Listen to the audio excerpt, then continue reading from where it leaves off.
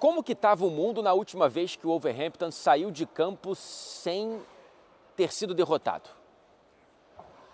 Rapaz, vou ter que ligar para a enciclopédia Mauro Betting para entender como que foi essa data tão longínqua, porque eram 12 jogos seguidos de derrotas, tá, para os Wolves. Desde o dia 5 de outubro que o time não pontuava. E conseguiu essa façanha contra o Manchester United, que é o grande Papai Noel do futebol inglês há muito tempo, né? Adora distribuir presentes para os adversários, né? Um time que tem uma caridade muito bonita como parte dessa identidade recente, consegue dar o terceiro ponto para o Wolverhampton nessa Premier League, tá? 19 rodadas, nenhuma vitória, e consegue 11 rodadas depois um terceiro ponto. É impressionante como que o Manchester United consegue agir de maneira muito, como é que se diz, cara? Não é surpreendente, né? Assim, tava cantada, a bola estava cantada. Quem veio hoje para o Old Trafford esperando uma vitória fácil não está escaldado o suficiente, não está calejado com esse Manchester United. Sabe que hoje era o dia perfeito para acontecer o que aconteceu, sendo que, a bem da verdade, se tivesse que ter um vencedor, deveria ter sido o Wolverhampton e não o Manchester United, tá? A proposta do Wolverhampton funcionou melhor. E assim, tem que elogiar também quem consegue esse ponto. Não foi só um ponto dado pelo Manchester United, né? O Wolverhampton, ele vem melhorando, né? Ele vem de caro derrotas fora de casa para Aston Villa, para Arsenal, para Liverpool, jogando bem ou conseguindo ser competitivo, né? A atuação do Wolverhampton nas últimas semanas, em média, não tem sido condizente com o time que tinha até ontem 2 pontos. Entende? Então, a campanha, ela denota um adversário muito mais frágil do que de fato é. E hoje, mais uma vez, conseguiu fazer um bom jogo, conseguiu não sofrer defensivamente, tanto é que criou algo mais próximo de oportunidade de gol mais vezes do que o próprio Manchester United, que fez um gol com uma bola desviada, colocou uma bola na trave com 6, é verdade, mas depois disso não fez muita coisa, até o gol bem anulado do Dorgu no finalzinho. Então, para a proposta dos Wolves, o que conseguiu no fim das contas foi melhor. Então, assim, cara,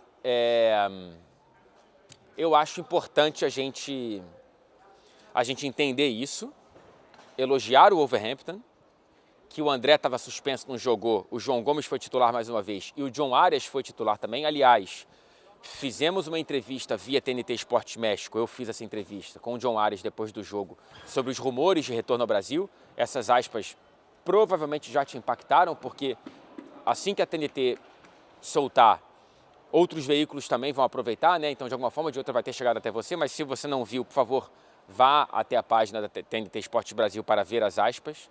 Não vai dar para ver o vídeo da entrevista, porque ele é geobloqueado para qualquer região que não seja o México, porque a entrevista foi feita pela TNT Esportes México. Então, foi interessante ouvir o John Arias falando sobre essa janela que abre daqui a pouquinho no dia 1º de janeiro, nessa quinta-feira. Mas o Manchester United, apesar dos elogios ao Wolverhampton, tinha a obrigação de vencer, cara. Tinha a obrigação de jogar melhor, tinha a obrigação de jogar muito bem. Não digo golear, mas era para, cara, ser um protagonista. Ainda que com problemas de escalação. Eu entendo isso, tá?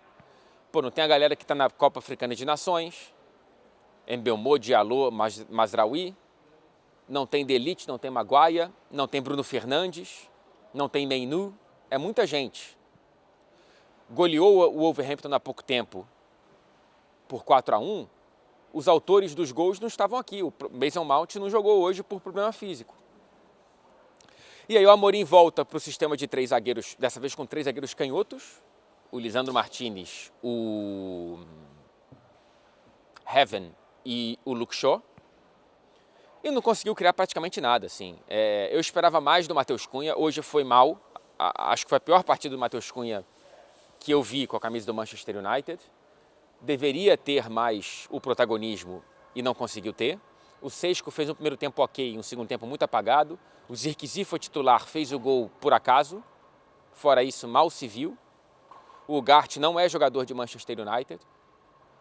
E o Amorim, é difícil, cara, quando você tenta enxergar... Porque o United está melhor do que na temporada passada, sem nenhuma dúvida, né? O time que mais finaliza em toda a Premier League, é o time que mais acerta o gol em toda a Premier League.